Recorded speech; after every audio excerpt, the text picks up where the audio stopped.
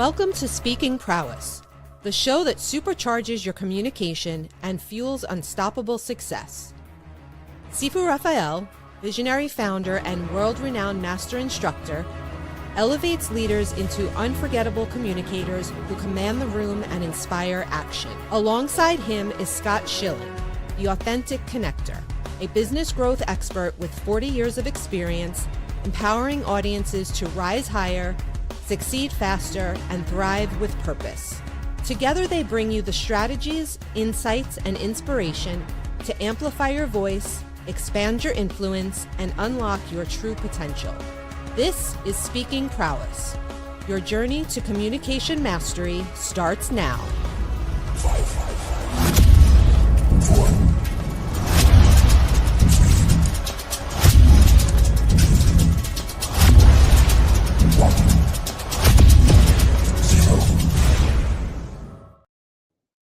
Good morning, Scott. How are you? Fabulous, Sifu. I'll get better, though. You always get better.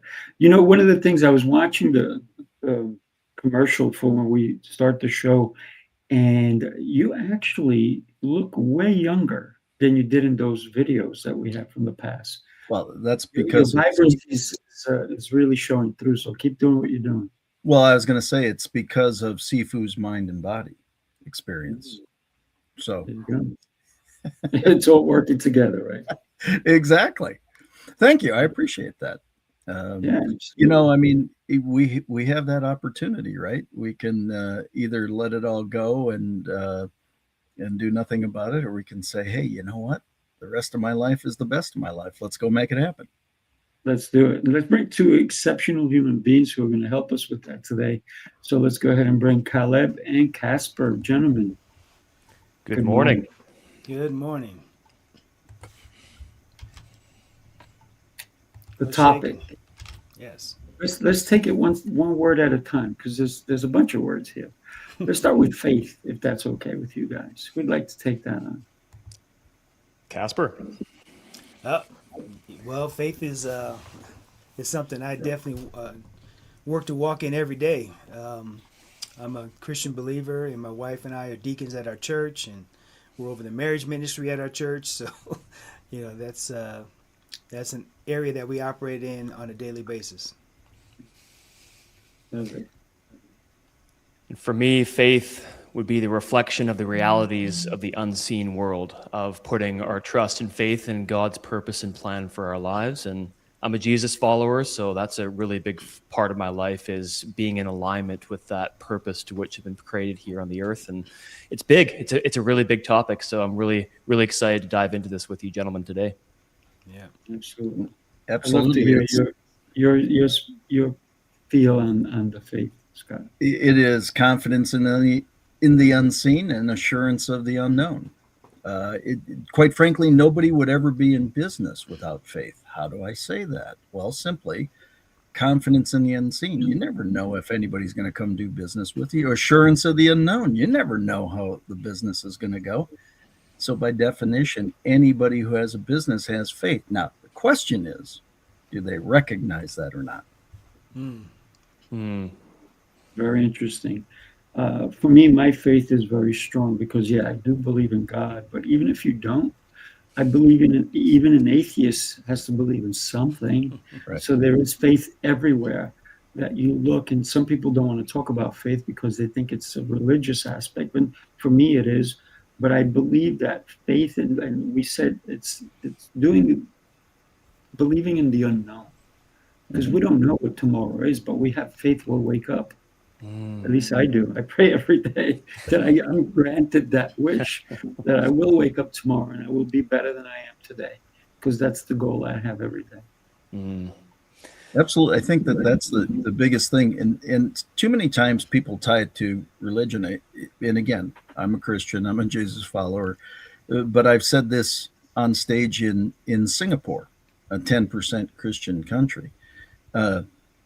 If you do math, that means there are more non-Christians than there are Christians, right? And I said, it is not my job to convert you to what I believe. It is my job to be a living example of what I believe. And therefore, if you see something you like, let's go ahead and talk about it. And I think that that's the biggest thing. Again, seafood, to relate what you say. Yes, faith is many times tied to religion, but it's actually more tied to belief. And where's your heart? What do you believe in? And again, by definition, confidence in the unseen, assurance of the unknown. We don't know a lot of things that are going on, so we have faith that the world is working towards. Now, that's also the definition of fear.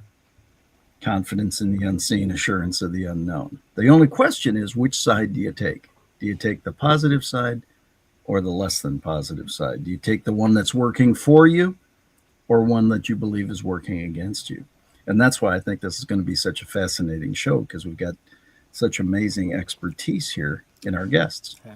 I have a quote from Tony Evans, a famous pastor. He said, "Faith is not about how much you believe in what you believe.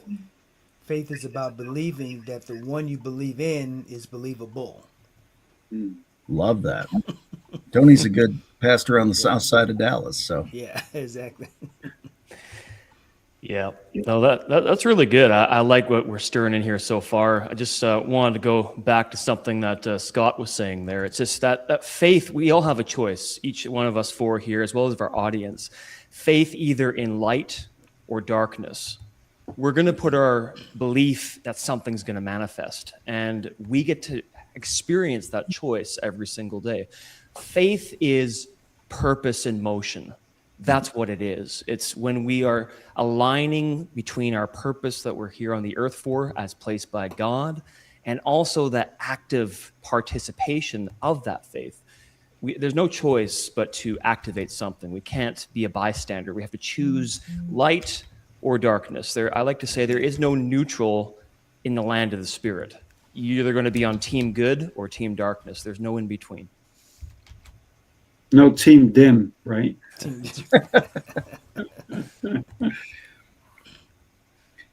Well, the only way to eliminate darkness is through light. Yeah, exactly. And again, it becomes a choice. It was interesting. Peg and I, my wife and I and daughter went to dinner last night, and we were just looking at people, and we were all in the same place, experiencing the same thing. And the difference in the look on people's faces and their posture and all the things, it was fascinating. And Sifo, thank you for the compliment earlier, but I said that table over there is all younger than Peggy and I. And my daughter went, "Dad, there is no way."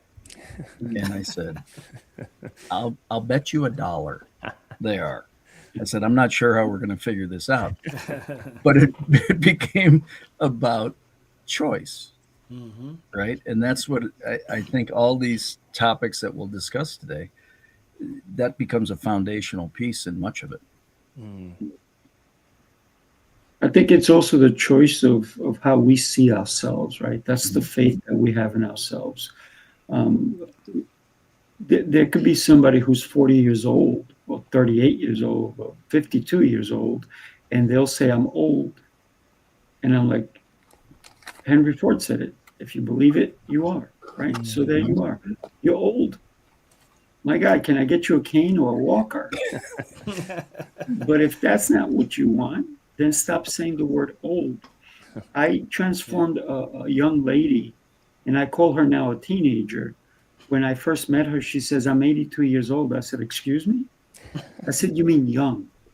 I said, because most people who are 82 years old wouldn't be here with me today. They wouldn't be doing the things you're doing. So you're young. So stop this old nonsense and let's live, right? And so now I call her a teenager, and she cracks up every time. And I said, because you're doing things like teenagers do. And if we allow ourselves to have the faith in ourselves, then we can accomplish so much more than even other people give us credit for. Let's not wait for other people to give us credit. Give it to ourselves, right, first, and then we can help other people. So yes, age is a number, And how you define that is your identity. Yeah, I think faith to me is the opposite of fear, because people are so fearful they're unable to do anything, right? But faith gives us the thought that no, I have the faith that I can accomplish this, or I have the faith in God, obviously, but I have the faith that our world is not going to blow up tomorrow or whatever. I just had that faith. I'm not fearful of those things. I'm not fearful of what's happening on the news today, right? I'm not sitting in my basement worried about whatever. I don't have that fear. I have faith. And as believers, even as Paul and Silas were in prison, or Daniel's in the lion's den, it's like, no, I have the faith that even if I personally don't survive this, I'm going home, right? So we have that faith that at the end of it, we're going to be back home, with the Father. So. I like what Casper's throwing down there. I just want to dovetail off that as well and talk about another one of my favorite examples in the Bible, which is David. There's often a phrase in the scriptures where it says that when David was full of days, then he went to be with his fathers and went to be with the Father. It wasn't before full of days. It was until he was full of days. And for me, when I got on an airplane, or I go out into the street, or I just doing something basic day by day, faith for me is knowing that I'm in the center of God's will, in my purpose, and that nothing's going to end until God says it's going to end. Right. And when we live on that perspective of not looking behind the bush that something's out to get us, then that fear lifts off our shoulders, as Casper is talking about. But that's what it means to be intentional with faith, not just to allow something to happen, but to be a participant with God, knowing that we're in the right place at the right time. This morning, me, Sifu, Scott, Casper, myself, audience listening to this, you are in the right place at the right time. You could be doing anything else, but you're here with us. That's not an accident. Right. Not at all. I wanted to talk about, you talked about the news. And I got to tell you, when I was younger and naive, I used to watch the news. Now I have faith that the news will come to me. Yeah. I don't have to sit in front of a television for the news to come to me, because someone will say, hey, did you see what happened? Did you hear what happened? So I know that people I'm going to have personal reporters come to me and tell me what's going on, right? Yeah. So, and this happens all the time, whether it's local news or world news, somebody who spent time in front of a television will come and report it to me. So I have faith that I'm not missing out. I'm not. Well, because I think that's one of the. They're going to tell me what's going on, so I'm good. Either you're making news, or you watching news, or you're making news. So I like to make news. Yeah. To dovetail a little bit off of what Caleb said, is the fact is, when you have faith and you walk in it, right? There's a huge amount of peace that comes upon you, right? Through my near-death experience and coming through all that, I believe I discovered the equation to total peace. God's plan and timing is perfect, plus all things work together for my good, equals total peace. When you sink into that and you allow the fact that everything is happening exactly as it's designed to. Yep.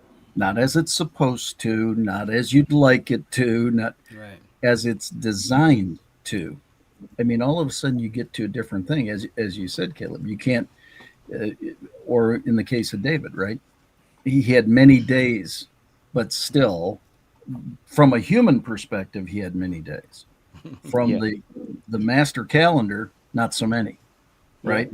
And I think that's where we if there's anything that I've gained becoming more mature, code word for older, what I've come to recognize is, why fight it? Why not just sink into it and love it and live it? I'm pretty sure Sifu didn't want to have surgery on his shoulder. That being said, he did it to correct something, and now he'll be better than he's ever been going forward. Why? because I know he will be. Thank you, Scott. Have faith. Yep, that's it. It's like, in the words of the late Chuck Norris, who just passed away today, Yeah. he said, "Run while you still have the chance. Run while you still have the chance." And the reality is that we live in a world, according to Ecclesiastes, it says that eternity has been set on the heart of man. Eternity. And eternity is a long time, yet it's a breath away, yet it's a long way from being for some than others. Time is a very, very fascinating concept. And God is outside of time. It's a human calendar that created Earth time, but God's outside of it. That means that God is outside of man's construct, meaning that he knows the future, he knows the past, he knows the present. I don't have to worry about that. I only have to worry about today. So I was right when I said people will bring me news I didn't know, and thank you for telling us about. Yeah, exactly. The flags will be half staff here in Texas for Chuck Norris. Right? But if you think about all the memes and all the things that Chuck Norris has created for all of us, is to live a life worth living, right? And I think he was 86, right? If he did pass today, it's a sad day, but it's also a day for us to reflect on what we have, and don't forget that what we have we can share, right? So he did share his knowledge, his expertise, his willingness to really step up and help other people, because in the martial arts world, the man would not only will be an icon forever and ever, but was a living legend. Yeah. So how many people can say I met a living legend, right? I've met so many, and it's an incredible time when we meet somebody in person, and we don't see him as a living legend. We just see him as, hey, buddy, what's going on? It's the opportunity to be present when you're in front of somebody. Yeah. And it's the faith that we have within ourselves, not to think about me when I'm with you. All I want to do is think about you. Because if I think about me, I didn't do the reflection I needed to do during my time alone. So when I'm with you, it's all about you. That's how we should live our life, right? Yeah, for sure. Yep. Some good music coming on. Who's playing? Sorry. I had a hot take. I'm pretty sure they were calling me to let me know about Chuck Norris. There you go. That's great. Yeah, I think a big part of this is we all have, again, it's so much choice in being able to take how we feel about any of these topics, and how not only how we feel about them, but then how we act on them. Right. And I think the better we are at understanding the topic, but then also the opportunities that exist by the way we enact them, and also the challenges we could create. I think that's pretty important. So again, faith is something that man, go full bore on it. Belief is a cool thing. Yeah, I think we can tell the folks that are operating in faith because there's action behind it. There's work behind it, right? Faith requires there to be some action going on to demonstrate that you do have faith. And the ones that are complaining, the ones that are stagnant or whatever, those are the folks that don't have faith. Because if they did have faith, they'd be in motion. Yeah. Right. So faith requires motion, in my opinion.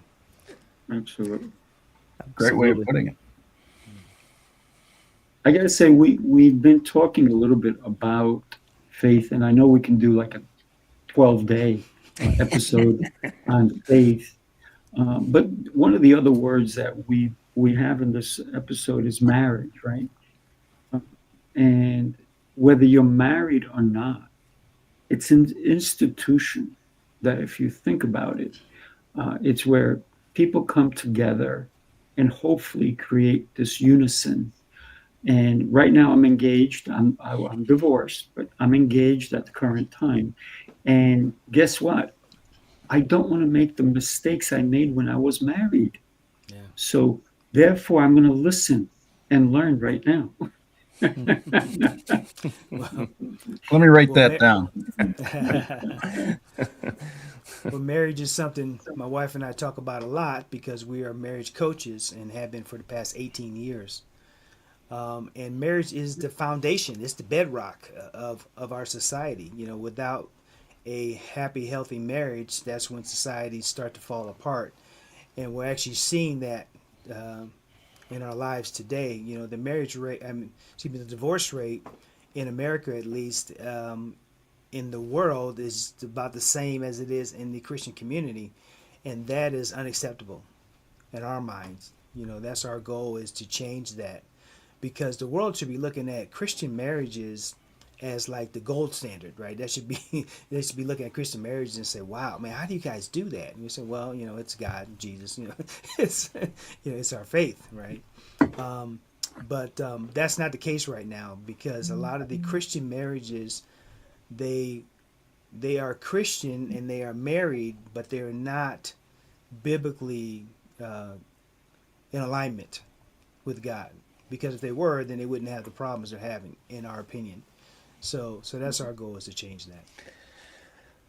It's good stuff, Casper. I myself am not married. I'm actually one of the guys that is still single at the age of 38, and I have been very, very patient for the Esther and for the Ruth to come across my path.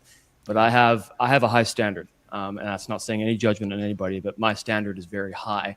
But I want to go off of what you're saying there, Casper, and why Christian marriages, or marriages in general, so many are falling apart in my perspective, even though I'm not married. But it comes down to this, in my perspective, is that before we can be married to a physical person, there has to be a marriage with the Spirit of God. We are first married to God before we are married to a human being. So we must be in alignment with the tree of life, not the tree of knowledge of good and evil, not living by the soul, not living by the carnal body, but living by the Spirit. And when everything flows from seek first the kingdom, seek first God, and all these things will be added, that's what the bedrock of every healthy marriage should be, not the other way around.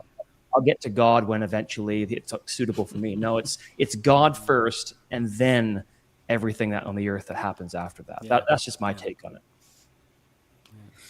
Very much so. I mean, my kid's mother and I were married about 5.5 years. And I worked to have us go to counseling, and she had zero desire. So I went to counseling. And I basically shared with my counselor at the time, I don't ever want to feel this or experience this again. And at about 6 months, she said, "You know, you don't need to be here anymore." And I turned around and I said, "You're going to keep on taking my money until I tell you I'm done." And she goes, "Well, okay." And it ended up being about 2 years. Now, why?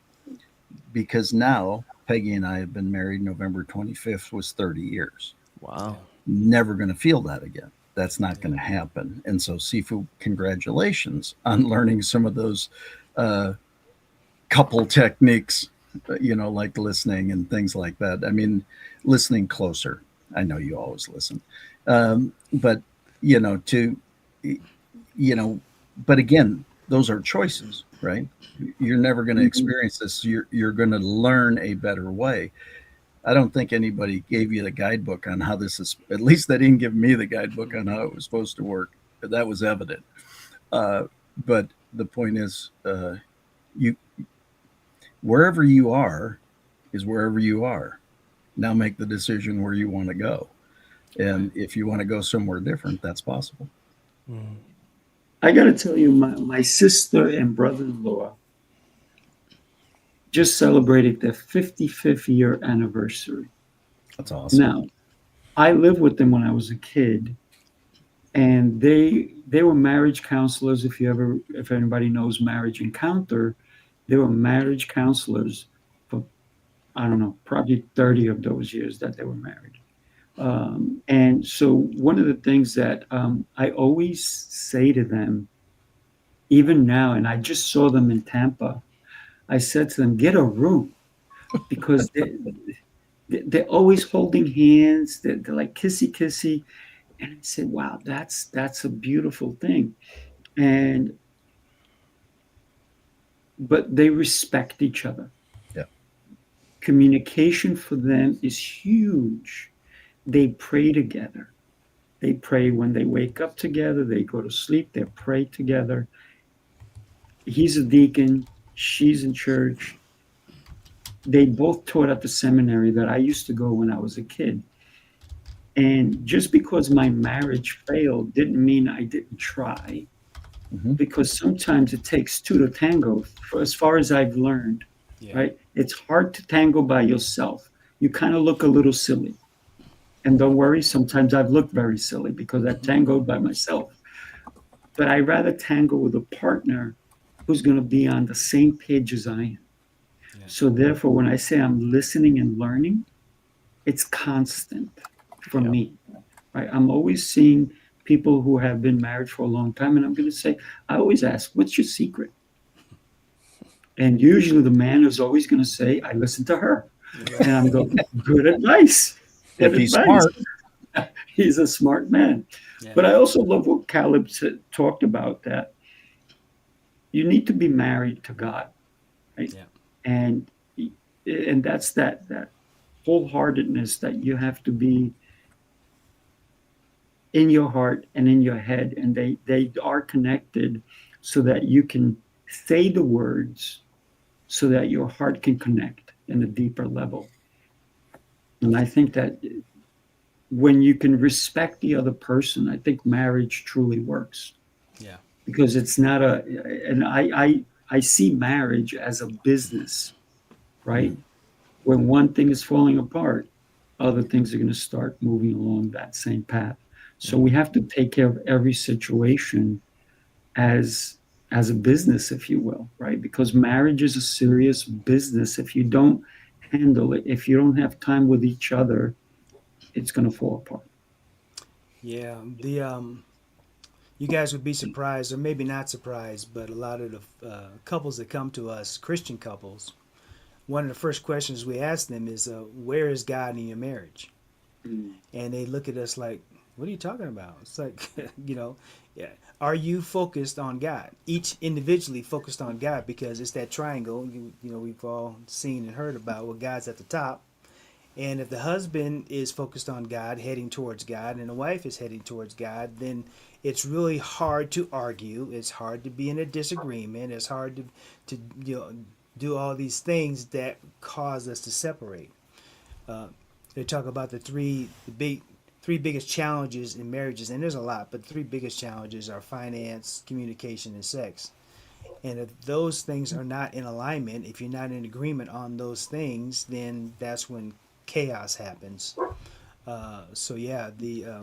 But when you're in alignment and you're headed, if you're focused on God, like we've been talking about, it's hard for me to argue with my wife if I'm focused on God. If I'm focused on love, I just can't go off the love line and now start arguing with her. If I'm on the love line, it's just, okay, let's just work through it. And we've been able to, over the years, get rid of all the little stuff. Because a lot of times in marriage, you have these things that keep building, right? And then it could be socks on the floor or whatever. But anytime you get into an argument, you go back to the corner or the closet or underneath the rug, you pull out the socks on the floor. And by the way, your mother said this, and by the way, your sister's doing this. You pull all these things in. But if you get rid of those things one by one, when you do have a disagreement, and disagreements happen, right? But when you do have it, there's nothing to go grab. So you just deal with the one disagreement, and typically Cheryl and I can get through it in a matter of minutes, so we can move on, and we don't have to try to, there's nothing in the closet, for us to go grab. So those are the kind of things we try to help couples do, is to get rid of those little things so that you can focus on the main thing, which is God. Focus on that and keep your marriage happy and healthy. I liked what Casper you're saying there about both the man and the woman running towards God. It makes me think of the greatest example I can think of right now for the first marriage on the earth was in the Garden of Eden. Yeah. Was in Eden, where Adam and Eve walked with God. What does that look like? Well, it means side by side with God. God was a part of their marriage.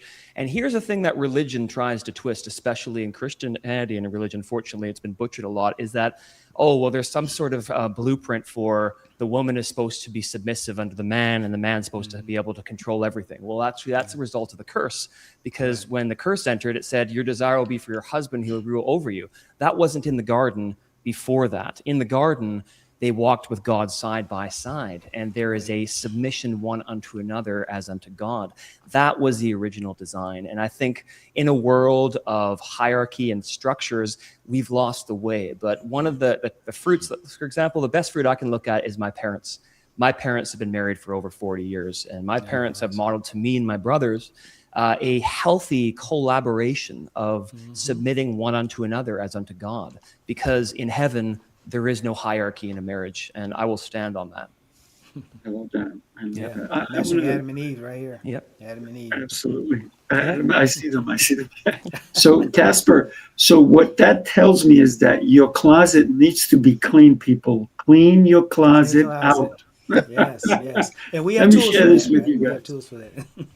Let me share this with you. You followed the rules, tried the restrictions, counted the carbs, the steps, and the failures. You're not lazy, you're exhausted from doing it all without real change. What if the problem isn't you, but the plan? Sifu's Mind Body Method is a 90-day transformation built on 7 unshakable pillars: mindset, movement, nutrition, hydration, fasting, journaling, and faith. This isn't another shortcut. It's your structure, your strength, your reset. You don't need harder, you need better. Ready to begin? Start today. Figured I'd share that with you guys. Woo! Yes, sir. Love it. Love it. Yeah. The Go ahead, Scott. Well, I was trying to think. I was going to jump off of what Caleb was saying again. I think the path is that my platform for a long period of time has been to return respect, honor, and dignity to the planet. That's not just for everybody outside. That's also within the marriage as well, right? We don't always agree. We don't have to agree. But we should respect each other and all that. Honor is how we lift somebody up. Right. It's not taking shots at your spouse in public and then going home and going, oh yeah, well, thanks for making me the laughing stock. There's not much respect there, and there's certainly not much honor, right? It's lift up, and it's Peggy. I affectionately call my honey bear, and I can tell you, it's very interesting. I have friends, 20 friends from 20 years ago that will call and go, hey, how's honey bear? They won't say her name, right? Yeah. But that's the process of lifting up. And then dignity exists, right? So the respect, honor, and dignity isn't just for the world, but it's also within, spouses and things like that. And that's the part that you see, unfortunately, so much of the opposite, right? The belittling or the taking little jabs or the whatever. Now, does that mean your spouse doesn't do anything that ever aggravates you? Oh, heck no. But at the same time, you probably do the same the other way, right? Oh, yeah. And so when you fall into that respect mode, it's really amazing what that does, Yeah. because you're a team here on the planet, right? I got to say that a lot of times when your partner gives your name or calls your name, you always hope it's that endearing name, Yeah, not something else. no doubt. And so my fiance, I got to tell you, I have the absolute best relationship with my partner, my fiance. And I can't even tell you if we've ever fought. We may disagree, Yeah. but fighting, it's not for me. No. Yeah. If she ever wants to fight, I'll say, let's get in the ring. But otherwise, we're not doing it. It's not worth my time. And it's not worth her time. And we understand that, right? And by the way, she has like 8 or 9 different names for me, and they're all endearing. And some of them are very funny, right? And when she calls, the one time she called me in public, one of those names, I was like, what? Who are you talking to? Kind of deal. And she's like, oops. And so it was kind of funny. And we always joke. And one of the things that I find that is really incredible for our relationship is that we laugh together every single day. There's laughter in our home. There's laughter when we're out. We're always laughing. And I think that's also magic, because that's the communication we have with one another that we can release. And I think laughter is a great asset or tool to have in marriage as well. This is my thoughts anyway. Yeah. One of the things that we teach in our coaching is compartmentalized Christianity. And what I mean by that is we are Christian at church and maybe Christian out in public, but in the home, we're not Christian. We don't act Christian. We don't treat our spouses with respect. We don't treat our kids with respect. And imagine if you went to work and started arguing at your coworker and your supervisor. You wouldn't be there long, right? You know, they show you the door. They said, we can't operate this business with you arguing with everybody every day. You're out. But yet we go home and we argue with our spouse, and we're kicking stuff around and maybe kicking them around or whatever. You know, that is not a godly man or woman to do that. So I look at it as compartmentalized Christianity. We have decided we'll be Christian at church. And I joke about it with the people at church. I say, yeah, we're Christian here, and we're loving and hugging on each other, and bless you, brother and sister. And then headed to the car in the parking lot, we're fussing with our spouse on the way to the car at the church. So I'm like, guys, we've got to do a much better job at communicating with each other in a respectful way, in a Christian way, if we ever hope to have happy, healthy marriages. You brought up the parking lot, brought up the image of you just came out of a great service, and yet somebody pulls out a little bit ahead of you, and Yeah. you lay on the horn because they jumped line. Gestures. It's like, what the heck? I tell you, whenever I'm driving and somebody gives me a hand gesture, I think that they think I'm number one, because that one finger that goes up, I'm number one. Thank you so much. I appreciate you. Yeah. You're number one too. But I don't give them the same finger, right? That's right. No. It's all how you accept the input. That's it. So I'm accepting. That's a gift. Thank you. You think I'm number one, and so the next part of our conversation, we've gone from faith, we've gone to marriage, and now we're going to purpose, because the whole topic is building a great life. And I think that all three of those really combine into how do we build a great life if we don't know our purpose in the life we're trying to build.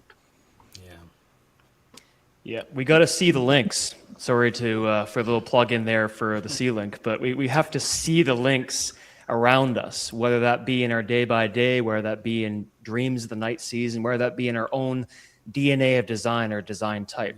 There's 7 different design types. There's the seer, there's the activator, there's a navigator, there's a catalyst, a steward, the builder, the healer. I need what Scott has as much as I need what Casper has. I need what Sifu has. I need to release what I have. And what a great tragedy it would be if everybody in the world had the same design type. If we had a bunch of navigators, we wouldn't have any builders. If we had a bunch of builders, we wouldn't have any seers. If we had everyone who was seeing, we had nobody who's building.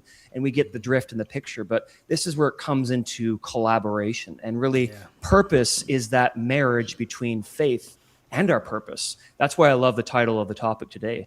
We marry faith and purpose together. That's what it looks like when we're walking in our DNA of design, not putting on somebody else's armor, because if I put on who Casper is 100%, I'm not going to fulfill my purpose on the earth. No. If I put on Scott's armor, I'm not going to fulfill my purpose on the earth. Sifu's, I'm not going to fulfill my purpose on the earth. We must learn from each other, but we can't shy away from who God designed us to be. Yeah. Uniquely designed, I believe. Yeah. Yeah. And you'd be surprised how many folks do not know what their purpose is. I every time I get around my children and grandchildren, I ask them, I said, so what's going on? What are you doing? What's the plan? And they're like, what do you mean, what's the plan? I'm like, you don't have a plan. The world will have a plan for you, right? The world is perfectly fine with coming up with your plan for your life. Yep. So you need to have a purpose, and it needs to be on purpose, and it needs to be operating in faith and love and all those things. But that's how you know you have a good purpose, because it's not harming people, it's helping people, right? It's not, if your purpose is burning down a building, that's not of God. That's something else. Yeah. Right? So your purpose needs to be a purpose that is intentionally helping someone, lifting somebody up, improving their lives and your lives as well, of course, but helping someone improve their life so they can find their purpose and they can also be helping others. Yeah. Yeah, I don't think there's any doubt about it. Purpose becomes that guiding light. It becomes the lighthouse, right? In my years with Jack Canfield, he taught a process and we created our life purpose statement. Mine has not varied since. To inspire and empower others to serve humanity through living their life's purpose in spirit, love, and joy. My purpose is to help people be on purpose. And so shows like this become totally on purpose, right? But that life purpose statement then gives you a filter by which to determine things. Sifu said, hey, would you like to become my co-host for Speaking Prowess? Let me run it through my filter. To inspire and empower others to serve humanity. Yeah, we get to do that. Through their life's purpose. Yeah, we get to encourage that. In spirit, of course, we're talking about that today. Love my wife, my family, my friends more than I ever have. Joy. This is joy. If you hang around seafood long enough, you're going to be in joy. That's just right. the way it works, right? So the point is that life purpose statement becomes a filter. Somebody says, let's go rob a bank. Let me run it through the life purpose statement. To inspire and empower others to serve humanity. Don't think we're really doing that because this is my life's purpose. No. Spirit, no. I'm allergic to lightning. Love, I don't think stealing is love. Joy, I might have some fun with the money, but it ain't joy, right? So now it becomes the filter with all this. That's good. It's my take and I'm sticking to it. That's awesome. Yeah, absolutely. Let me share one more video with you guys. Take a look. Unified leadership.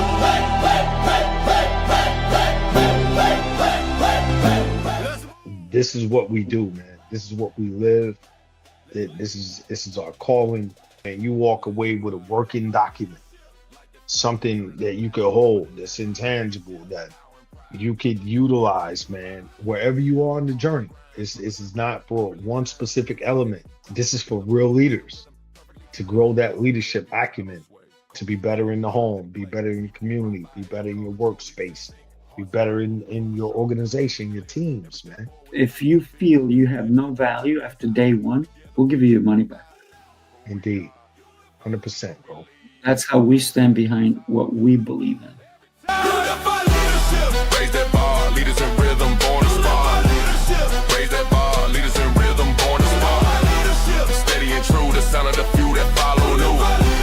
Strong alive, this is the beat where leaders thrive. Unified leadership. I can't help myself. I just love, doing fun stuff. I got to tell you, Coach T.O. Clay, he's a phenomenal human being. I'm just so happy to be aligned and unified with. And we invite everybody to join us in New York in May. it's a great time to be in New York. And also, we're going to go to the Statue of Liberty. And there you go. Right? How better can we get unified? That's pretty good. That's pretty good. Hey, I wrote a statement of purpose over 30 years ago. This is my statement of purpose. So, like Scott was saying, if things don't fall into that, I'm not interested. So I know the purpose of my life is to be spiritually connected, healthy, family oriented, and free. In order to achieve these things, I must unselfishly give and help others obtain their goals and dreams. I must live boldly in the zone. Through honesty and integrity, I will succeed. Now I will show the world. Love it. Awesome. It's good stuff.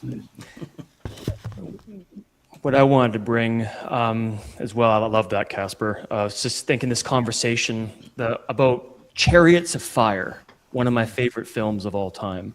And Eric Liddell, when he was running in the Olympic Games, and he quoted Isaiah where he said, "So where does the power come from to see the race to its end? From within." And then, he says, "I believe that God made me for a purpose, but he also made me fast. And when I run, I feel his pleasure." And that's it. When we walk in our purpose, we should feel God's pleasure over our lives. If we aren't feeling that, then I can be good at something. Casper can be good at something. Sifu, Scott, we can be good at something. But the good is the enemy of the God. When we're walking in God's design, we should feel pleasure over what we're doing, not just something we're good at. Yeah, that's a fact. Love it, love it. Well, it's come to that time, unfortunately. We're ending the show. And like I said, we should have a show for 12 days with the four of you guys, the three of you guys and myself. I would just, I'm going to re-listen to this, by the way. So now what I like to do is give everybody 45 seconds. Tell us a little bit about why somebody should connect with you. And everybody should connect with these crazy and beautiful individuals. Caleb, you're up. So give us 45 seconds. Absolutely. Thank you very much for having me on the show, Sifu, Scott, Casper, great to meet you. And the SeeLink, those of you who are like, "Hey, I love what Caleb said," connect with me on the SeeLink, www.calebmatthews.net, and take the DNA of Design quiz. The link's right there. You can discover one of your 7 design types. If you're thinking, "Okay, I don't know what my purpose is," take the free quiz. It takes less than 5 minutes. You can figure out what your design type is, and then you can connect with me through the SeeLink, through my YouTube, through my website, and really get connected of really seeing the links between your potential and your purpose. And that's really what it's about, walking in your purpose. So thank you, gentlemen. Thank you very much. Love it, love it. Thank you. Casper, you're up. Hey guys, thank you for this great discussion. I really appreciate you. So my wife Cheryl and I are Christian TV broadcast producers, marriage coaches, authors, and speakers. And we are really excited about helping couples divorce-proof their marriage. In fact, we have a one-on-one intensive course that we offer for 7-figure income earners to help them stay out of divorce court. We have a live podcast we do every Sunday. We're getting ready to start up a live love talk every Wednesday evening.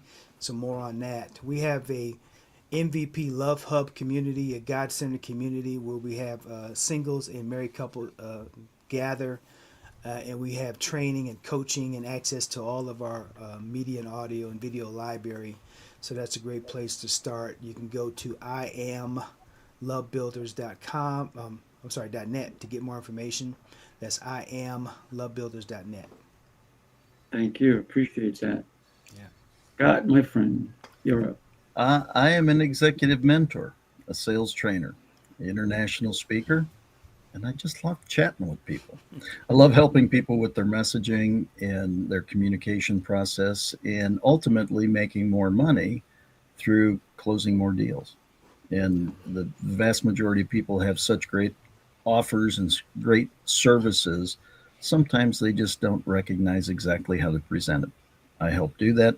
And if I can ever be of service, please reach out, scott@scottschilling.com.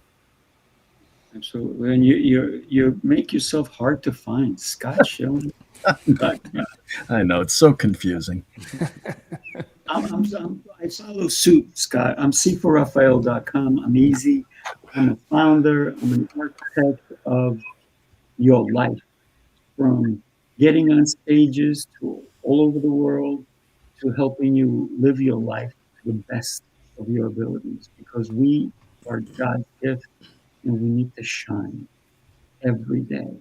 So reach out. Let's have a conversation. Let's find out where I can help you shine the light. Thank you, everybody. Do me a favor. Share this show with somebody that you don't even realize needs to hear it. They'll love this show, and they'll love the messages that were delivered today, especially if somebody's going through a hard time at this point. Yeah. Let's shine the light on them. All right. God bless everybody. Have a beautiful and respectful guys. rest of the Thank you, guys. Take care. Have a fabulous day, all. See you. Yeah, take care.